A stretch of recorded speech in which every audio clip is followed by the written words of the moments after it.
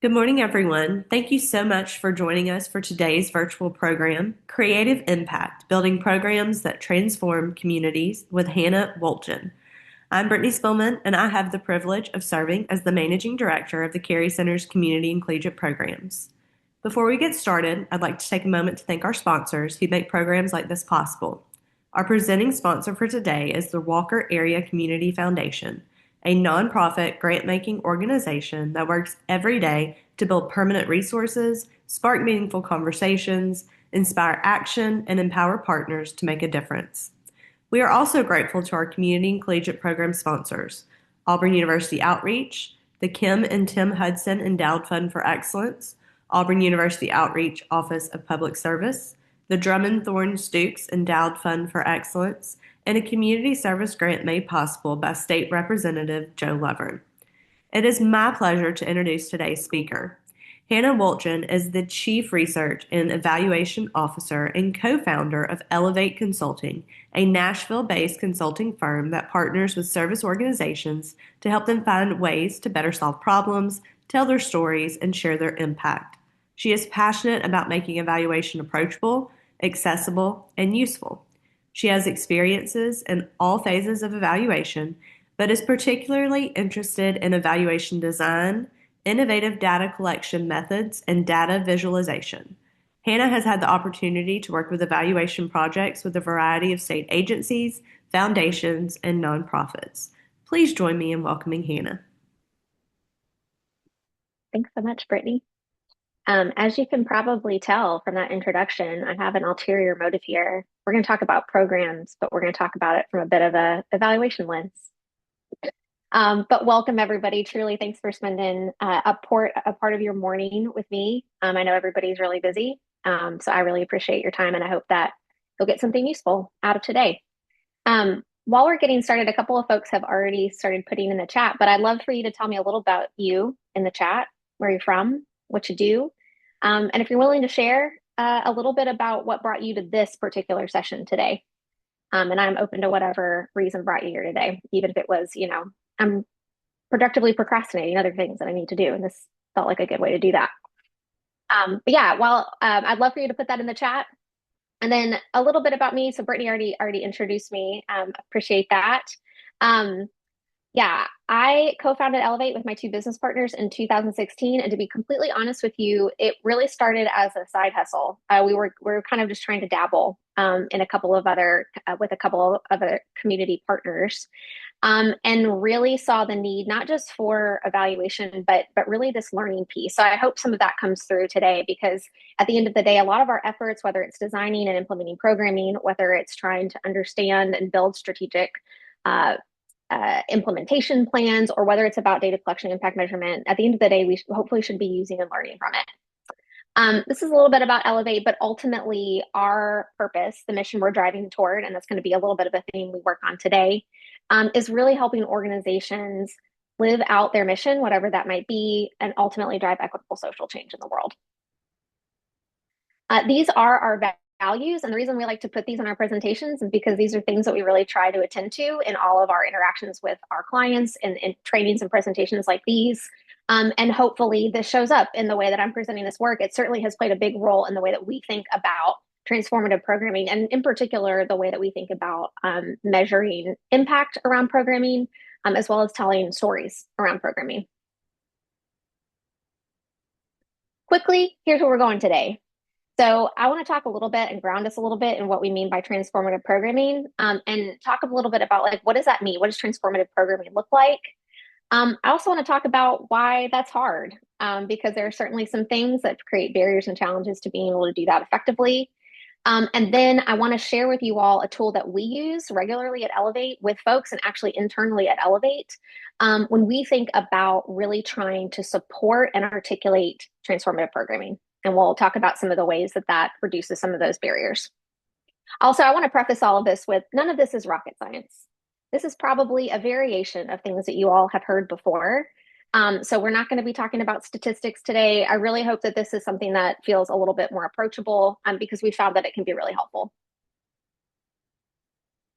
Couple considerations for our time. So one, hopefully you're able to engage today from a space of curiosity and learning. I know everybody's entering the space in different places and in different ways. You may have just run from another meeting, but hopefully this is a moment for you to step back, reflect a little bit, mute yourself where you can, so that folks can engage and access the content, hear what's happening.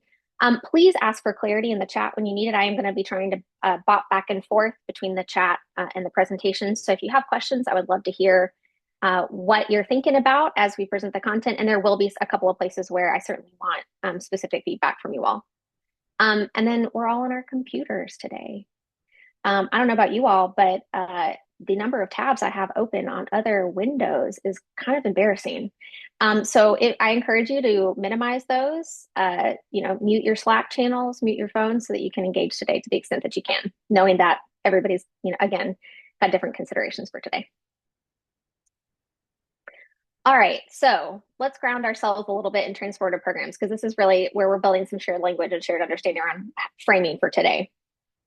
So when you all think about transformative programming, whether it's programming that you've seen in action, or ideally what transformative programming could look like, what are characteristics that you think of programming that is transformative?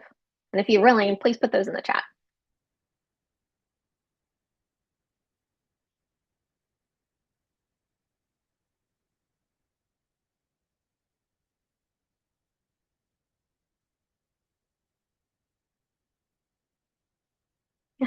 Yeah, programming that gets FOMO.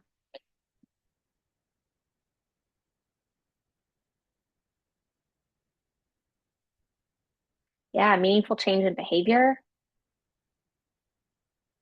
inspires change, improvement. Yeah, community focused. Yep, altering a current situation, making it better. Awesome. Shifts mindsets or beliefs. Love these. Awesome. Yeah, I think through lines here is like we're actually creating change. There's like real true change. And also I'm hearing from what I'm seeing in the chat too is like we're not just there's a little bit of a broader focus. We're really focusing at that community level, not just at necessarily an individual level. So 100% agree. I'm an evaluator, so some of these are, from my perspective, working with programs, things that I've seen in programs that I feel have been transformative, or examples I've seen of programs who are, or at least working toward transformation. Some of the things I see, and I've rolled these up, but I think they're clear. So to y'all's point, they're articulating really clear links to a community need. So there is an explicit issue or challenge that the community is working to address that exists in the community. And there is a crystal clear connection with that programming to that community need.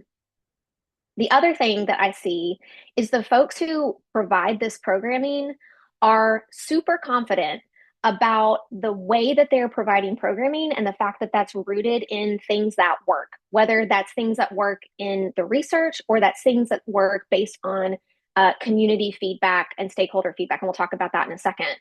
They also are really confident that they're measuring what matters. They're actually building learning processes into the data. They got receipts. They know exactly like what they're doing and why it should be working, and they know exactly what they're measuring to understand whether or not that's happening. The other kind of key thing I see is they are compelling. And by compelling, I mean the way that they're able to communicate what they do, not just for impact, but also what they do.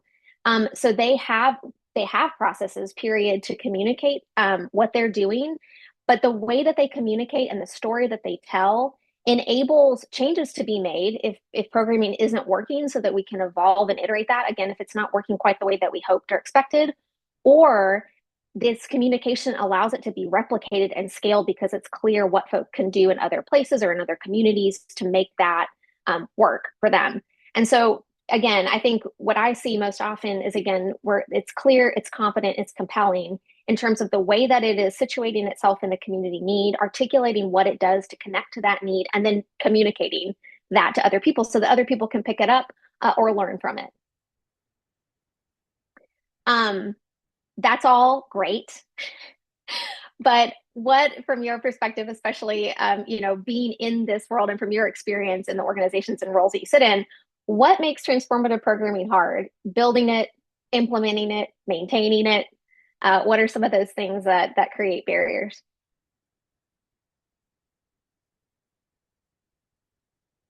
Money, yeah, resources, man. Period. Done. We can all go home. Yeah, willingness to change. That's a great one.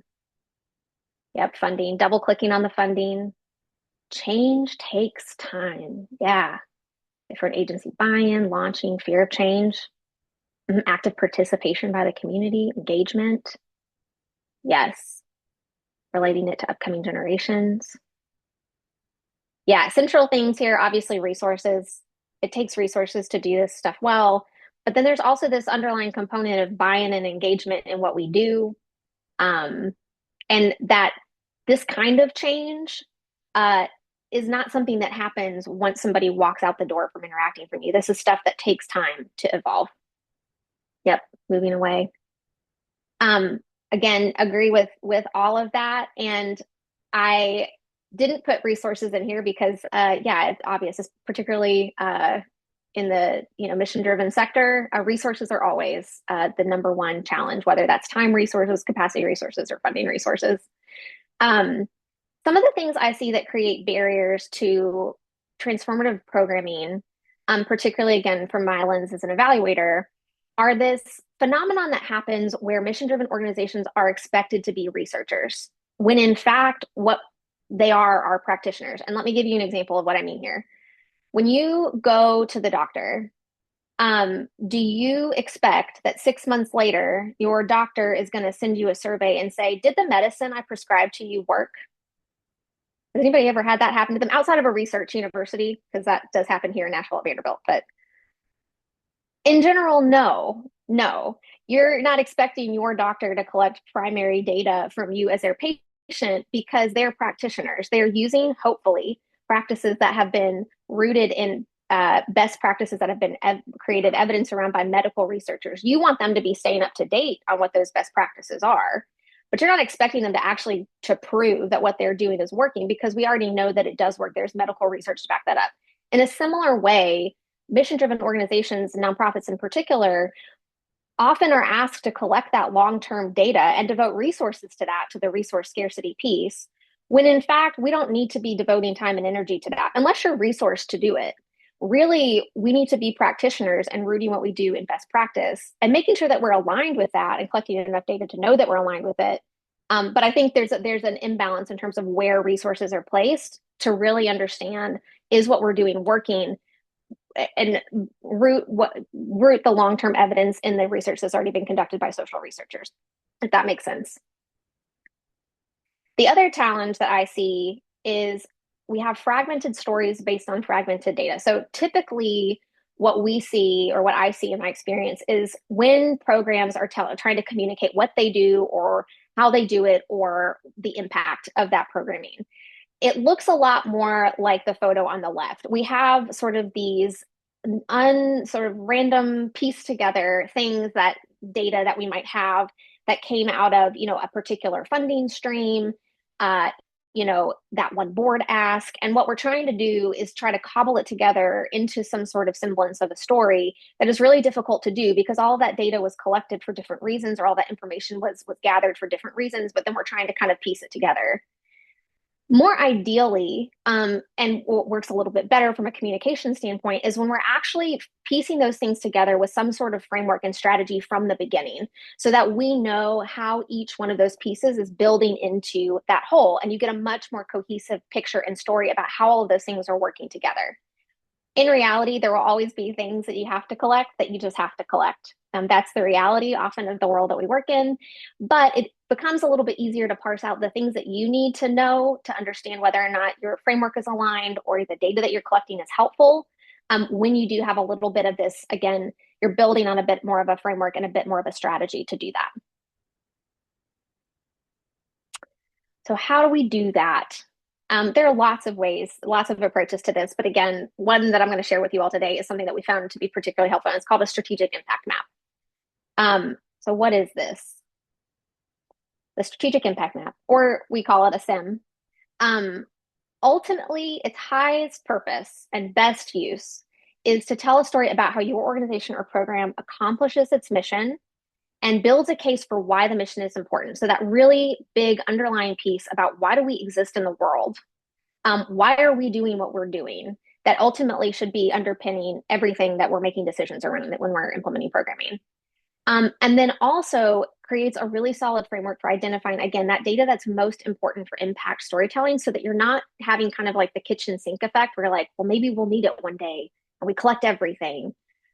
Really trying to hone in on what do you need to know to understand things are working, to understand that you're delivering what you thought you were delivering within that programming. I always like to, usually this is an inward facing document. And I like to frame that because I think sometimes folks try to build these as an externally facing document that we wordsmith a lot. That's not where your energy should go unless you really want to, and you can do that. But really, the purpose of this is to be something that gives everyone at your organization, on your program team, similar language and citations for talking about your work. So we're building this shared understanding again about the why. Why do we exist? Why are we doing what we're doing? What is the evidence for what we're doing? And then how are we telling and mapping against the impact that we hope to have? These are the primary components. So you have a need that you articulate in the community and you have evidence to back that up. You articulate your work to address that need, and then what should result from your work. Now, some of you who are familiar with logic models might be saying, Hannah, this is just a logic model that you've turned vertical, and you can't fool me with your evaluator tricks. You are not wrong. This is very similar to a logic model with a couple of different things that I think are actually more helpful for organizations and programs when we think about how we're thinking about our work. So first, I think the thing that's really helpful or more helpful than a logic model is we're orienting the work around the mission and we're bookending what we do again in a community need and a vision rather than inputs. So normally the way a logic model starts is like you have that giant inputs column and it's like you need money.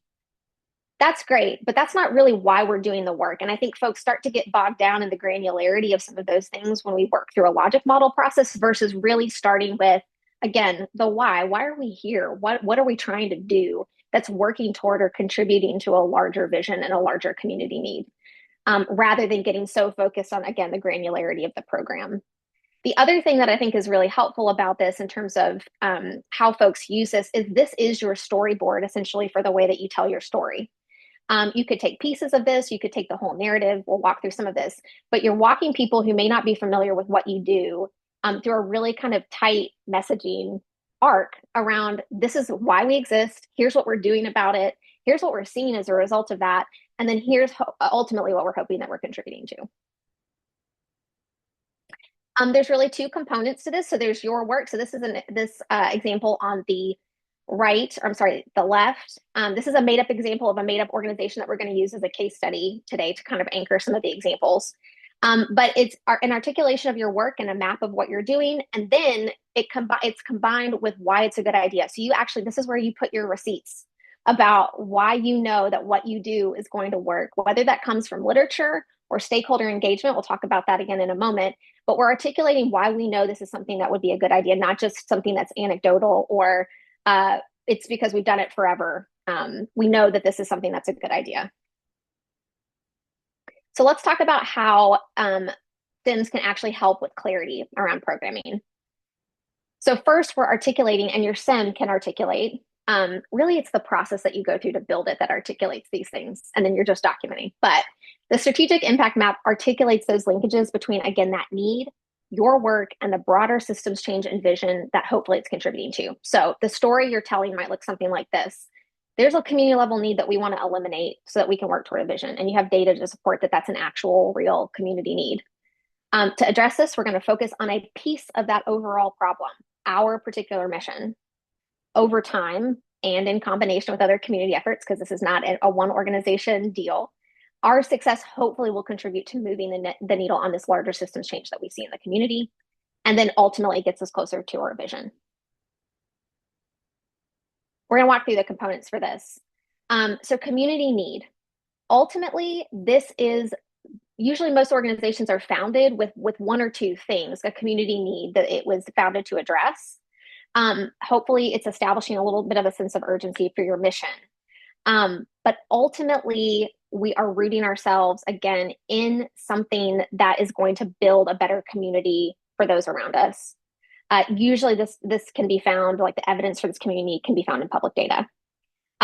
For our Housing for All example, the community needs that they are rooting their work in are a lack of affordable housing in their community, intergenerational poverty, and an inequitable community. These are the things that they've identified as like the larger, broader communities. You don't necessarily need three. In fact, I might take one of those off in my examples because that's actually kind of a lot. That's very ambitious. But one to two in particular, most organizations have something that they are calling back to that was the larger community that ultimately, again, was the impetus for the creation or foundation of your organization. Reflection point for you all. If you think about, this is always kind of an interesting question to ask folks, and there's a reason why I'm asking it in two parts. So if you think about the origin story of your organization, what was the community need or needs that it was founded to address? And second part to that, has that shifted over time, particularly for organizations that have kind of a long tenure? And if so, what does it currently address? If you're willing to share, I'm really curious what folks' community needs are at their organizations.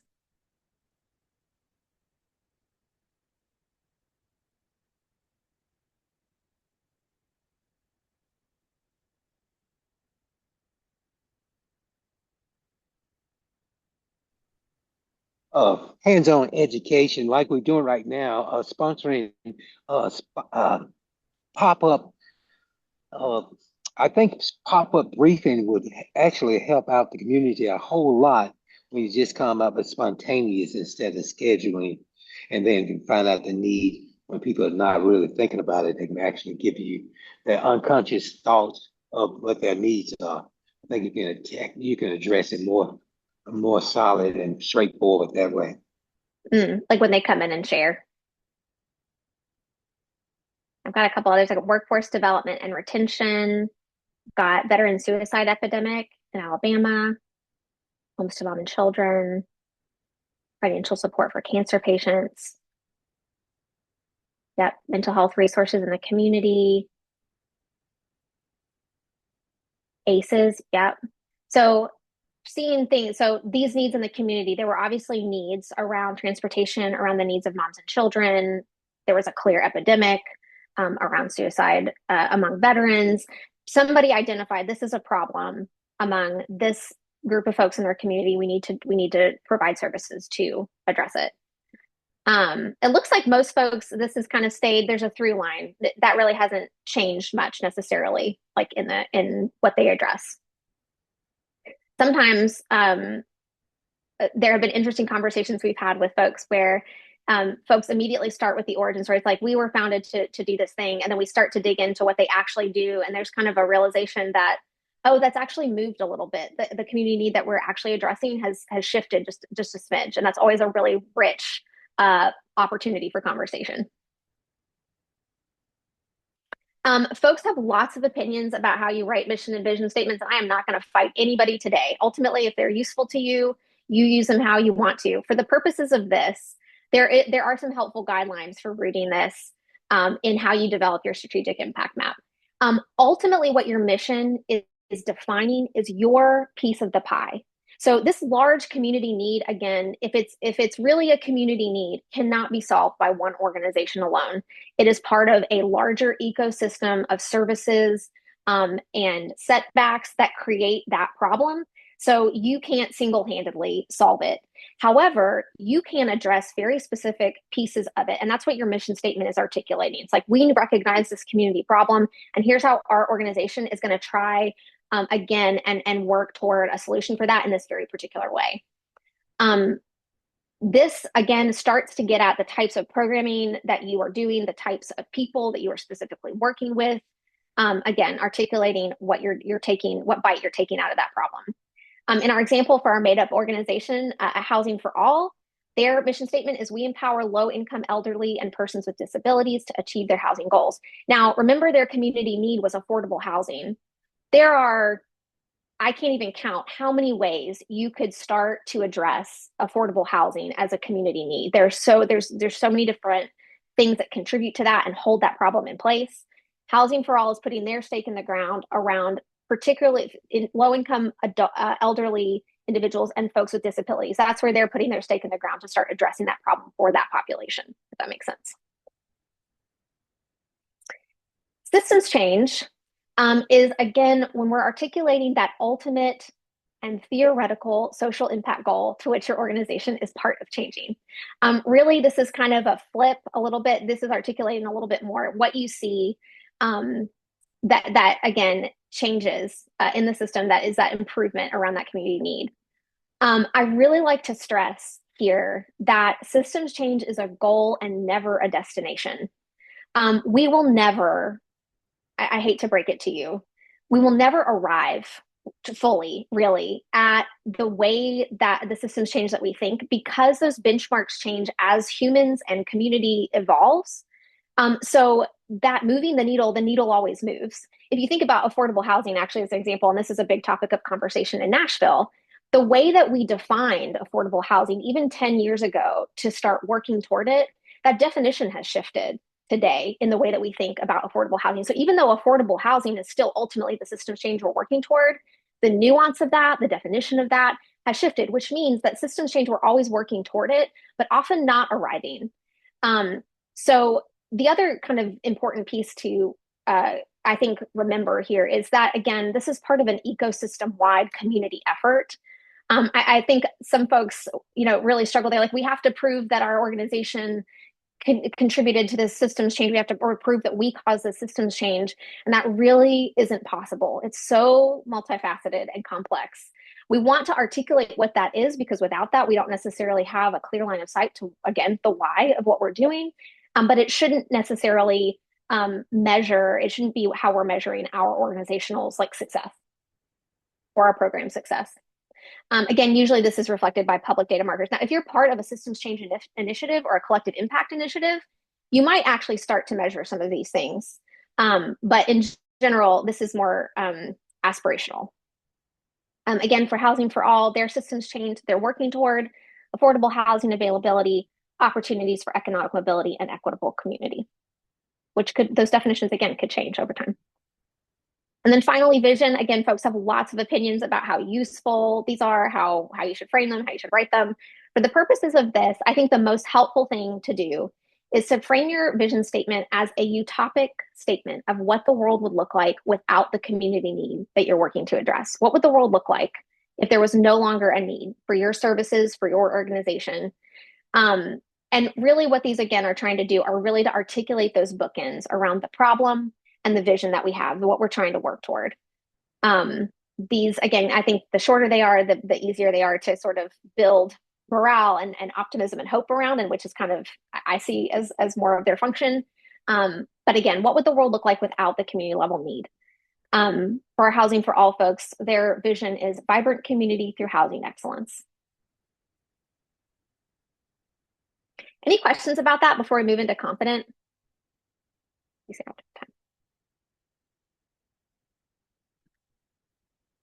Again, these are really bookending. These are clear. We're clearly articulating what that community need is and where we're trying to go.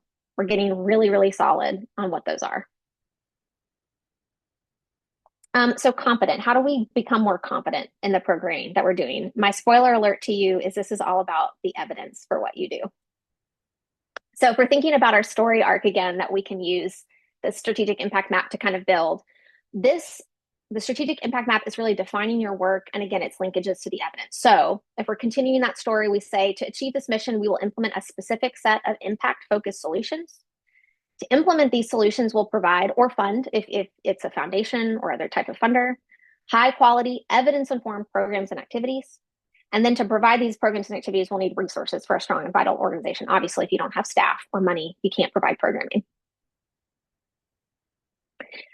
This is where these citations start to become really important. So note about this. So you can see it's really small. They're actually little numbers inside the strategic impact map itself that relate directly to citations about why what you're doing and the impacts that you hope to see are both a good idea and also contribute to those impacts that you want to see. There are a couple of ways that we can get to these. So one is actual literature, and this is nothing that you all don't know if you've ever done a literature review. But places that that you can look for evidence for what you're doing, obviously government records and databases. The census and the American Community Survey are big ones for things like basic things around like employment and demographics within the community. Things like the National Cancer Registry, which the government funds, academic sources, obviously, peer-reviewed journal articles, literature reviews, books, and then public research. So data collected or synthesized by preferably nonpartisan research firms and institutes. There are some examples. Depending on what your programming provides, and depending on the types of impacts that you're looking to address and the community need that you're looking to address, this again can provide some really good common rooting for what you're doing. Now, not everything is going to be in the literature because some of it's so obvious. Like if we provide shoes to children, if we provide food to people, we know that that is a good thing. Like that's a concrete need. You don't need to provide a citation for why providing food to people is a good idea. But other things that maybe are a little bit more, you could look at the impacts potentially of like what happens if folks don't have access to food. But there might be some things that are difficult to find because they are really basic concrete needs. The other thing I'd encourage as evidence, and not to discount necessarily as evidence, is community perspective as evidence. When we use larger data sources, of course, they're not necessarily tied to our particular context and the local nuances that our community or the people that we serve might experience. And so it's always a great idea to have a little bit of input from folks, either our service recipients or just from community members or even staff and community champions around what about this works best in our community. Sometimes there's lots of different ways we could provide programming, but there are probably some nuances into what works best in terms of what's more accessible, what is going to make it easier for people to engage, depending on, again, the nuances of the community that you serve. Ultimately, your evidence is strongest when you have both the literature and lived experience to support your work. So you've got your map of what you're doing, but then also these really strong through lines to why it's a good idea and why we have good evidence to suggest that this is going to work for our community and ultimately lead to those impacts that we hope to see. Impact-focused solutions. I'm going to dig into this component a little bit. So these are 1 to 5. 5, honestly, is maybe for a single program is starting to get a little bit high. For an organization, if you're kind of looking at programming across your organization, this might be okay. But 1 to 5 baskets of programs or activities that are each focused on a different impact. You can think of them as like they're their own little mini missions within your organization or within your programming. Their function really is to let you and allow you to draw that straight line between what we do and what we see as a result. We get really crystal clear around what we're looking for each one of those buckets of activities, essentially. These, now, while your community need and your systems change and your vision probably should be mostly evergreen. Those are things that we're working toward consistently. Your impact-focused solutions might shift a little bit. Again, hopefully, as you're learning what works for your community or as we're growing in terms of what we learn about what works best in terms of programming, again, these might change just a little bit over time. Programs and activities are exactly what they sound like. They are the specific things you do within each one of those impact-focused solutions. This is where we're really rooting this in the evidence about, again, what works. If we're addressing affordable housing, let's look at what we do and see if there's evidence for that in the literature. If we are, doing emergency home repairs, what types of evidence is there for that as an effective way to keep folks stably housed? Pretty easy to take a look at that. The other thing is this plays a really important storytelling role, I think, in terms of helping funders and the community know how your programs and activities are going to result in real change when we do, again, have some of that evidence to root the programs and activities that we provide. Operationally, and this is an activity I would encourage you to do if you have a moment after this session, operationally, we're actually working backward to get to our impact-focused solutions from our activities. So the way that we typically do this and work with folks to do this, we have them list out everything that they can think of that staff or volunteers provide to the service population. So this is not things where it's where staff or volunteers or board members or whatever are the recipients of it. So like if you're doing a training for your staff to provide programming, that doesn't count. That's an internal operational thing. But anything that is client focused or community service population focused, listing out all of the things that you do.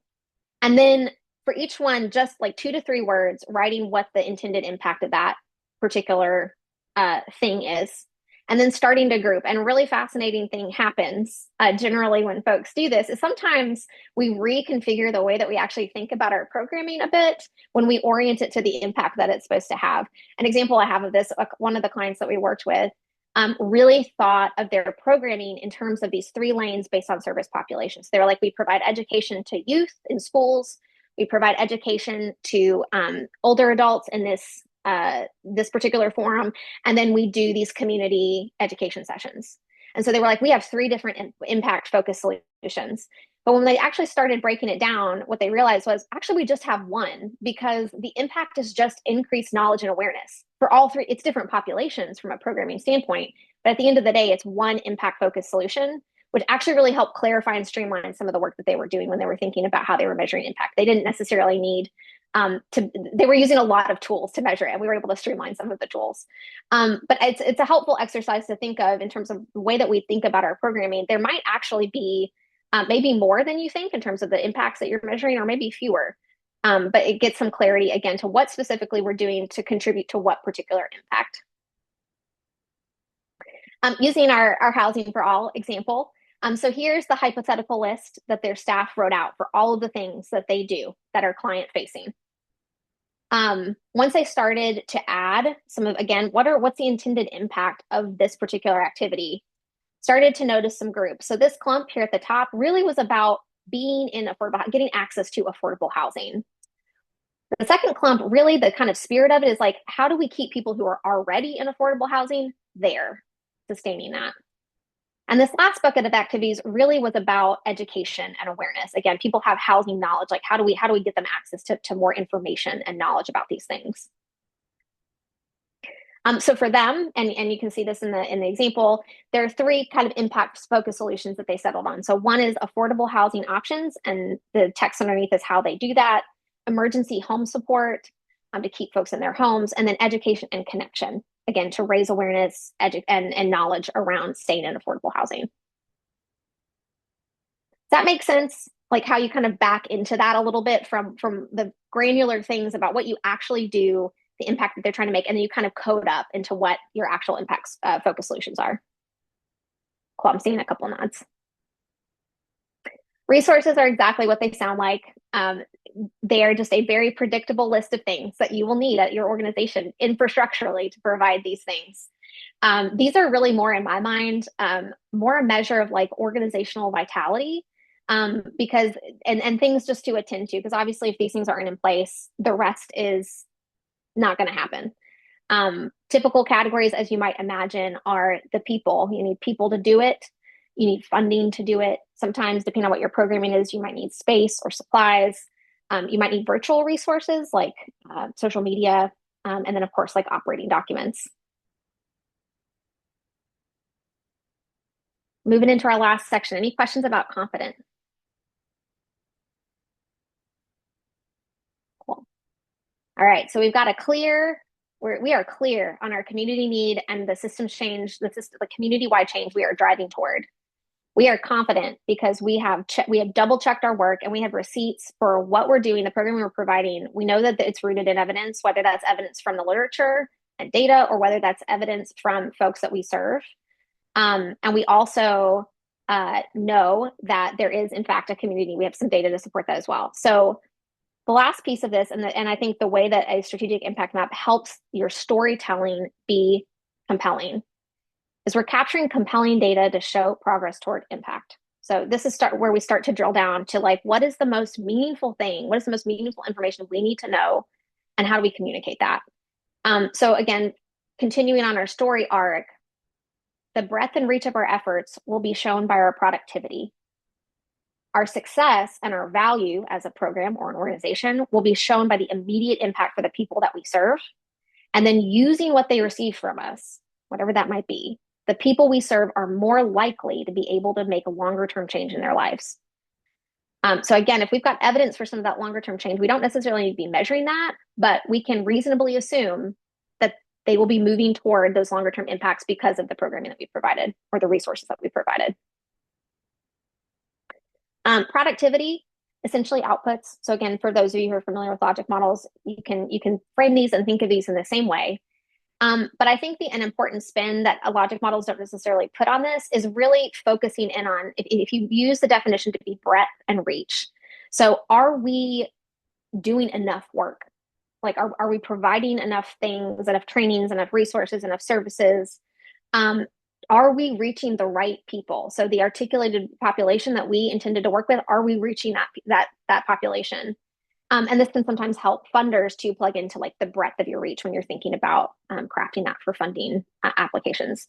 But for Housing for All, probably what you'd imagine, number and demographics of folks served. We want to know, because we're targeting in particular, we want to focus on serving folks who are elderly and folks with disabilities. We want to track that.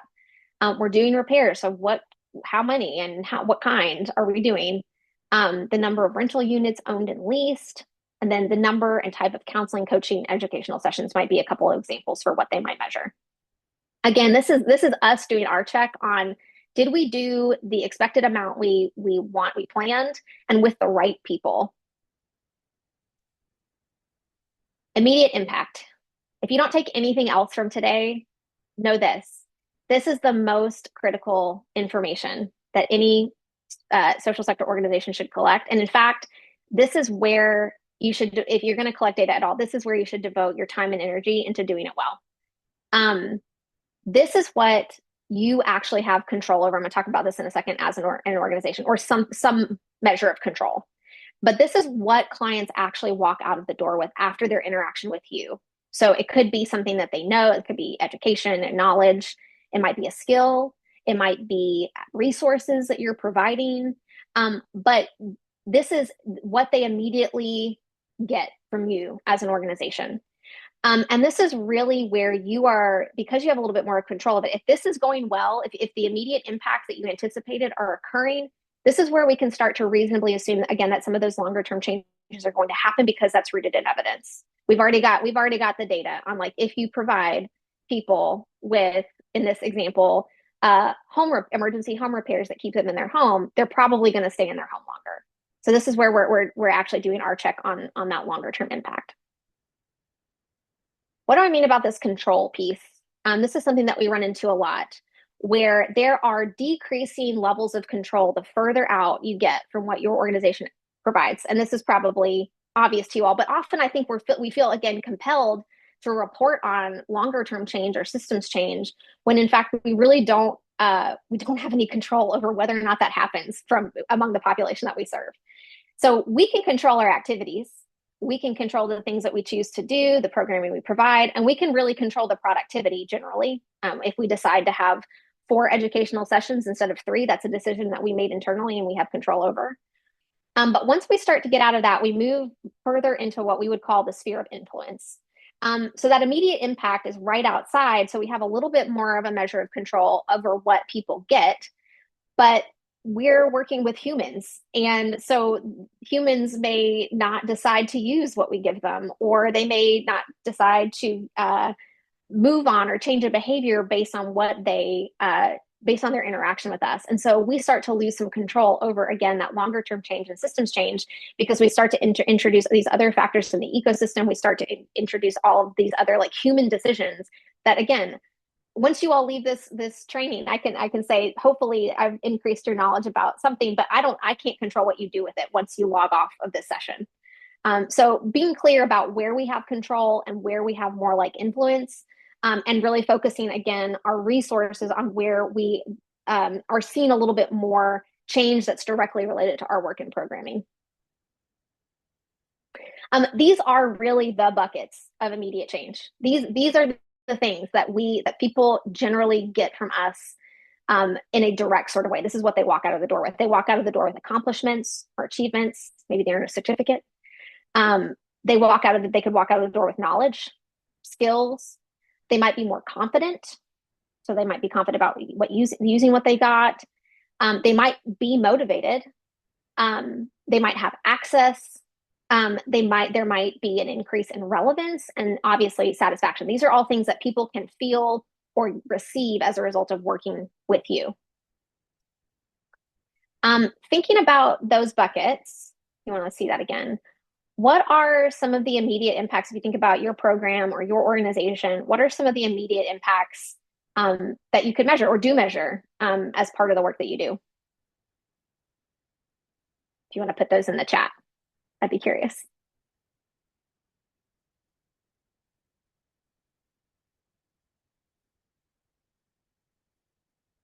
I can't volunteer anybody on Zoom. Food management changes. Okay.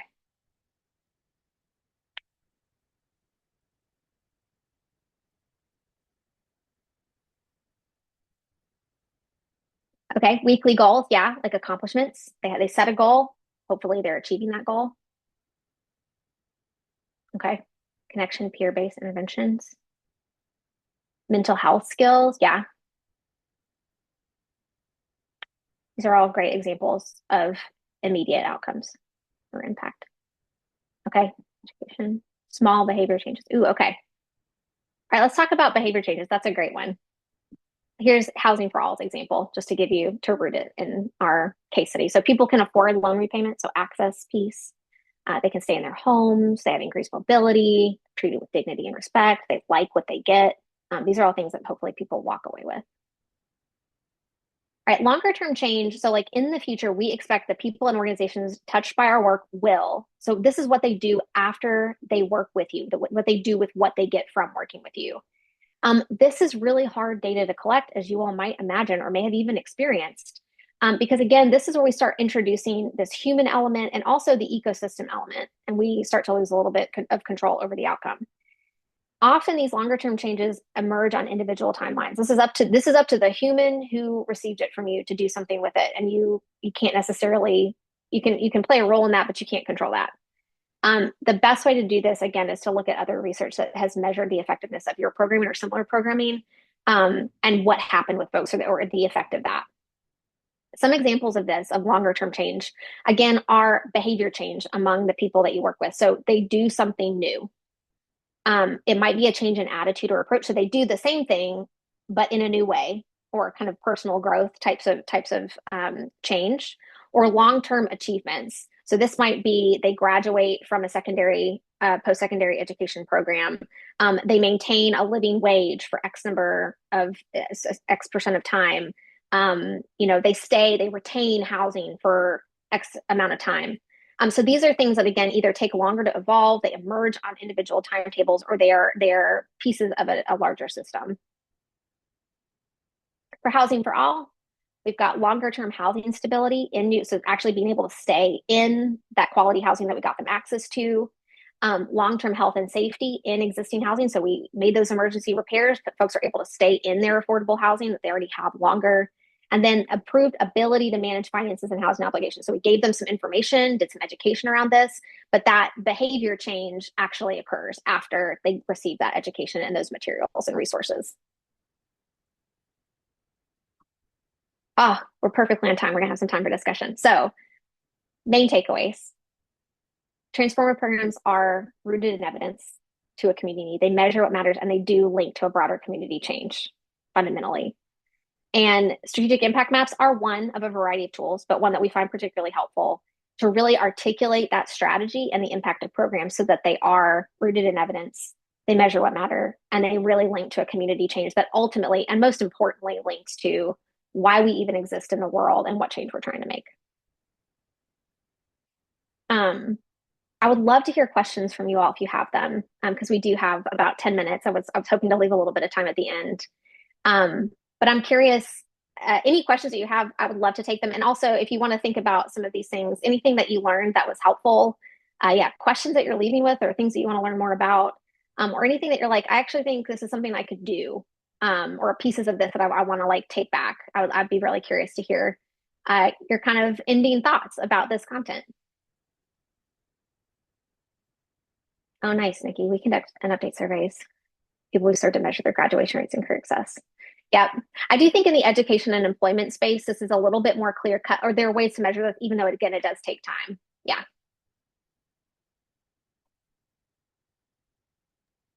And you're welcome to unmute or type it in the chat. Yeah, thanks, Brittany.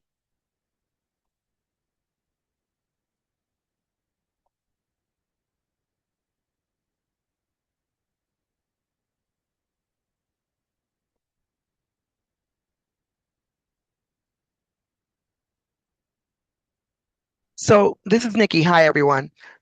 Mhm. One thing that stood out to me, Hannah, was that when you said we will never arrive because systems always change, the needle always moves. That really hit me because it was like doing so much, we're implementing so many different things, and then there's always a new goal, there's always a new challenge. And I was like, you know what? We have to just keep going and keep putting in more strategies because everything changes and we never get to fully serve everyone. Yeah. Yeah. And I think, that it's true that that can feel, I think, a little deflating when you say that. But in Hmm. reality, the reason the needle moves is because we are getting better. So, like, using that affordable housing example again here in Nashville, what was unaffordable 10 years ago, that number has changed because actually the living wage has gone up. So I think when we think about, redefining that, it's actually because the process of almost is the product. I think when we're thinking about system change, bringing people together around a community problem to talk about it, figure it out, and define how we want to address it, like, is the community change. Like, Hmm. that is the needle moving in a way. Yes. Um, but yes, I think, the reason the needle moves is because we do learn and grow as humans and as communities. And so we can't be addressing a problem that's already been solved, really. Correct. Thank you for that. Yeah. Yeah, breaking out the immediate impact and the long-term impact. I do find that's really empowering for people because I think there's a lot of pressure for us to again prove that that longer-term change or that systems change is happening at our organization or within our program, and that really is hard. And again, we can start with some of those things that are a little bit more within our control. Yeah, you can't change the person. Yeah. Oh, I love that. Our office mantra is that we can't change the situation. We can just help them through it. Yeah, you can give them resources and supports, and that's what you can control. But ultimately, it's up to them to do something with that. Yeah.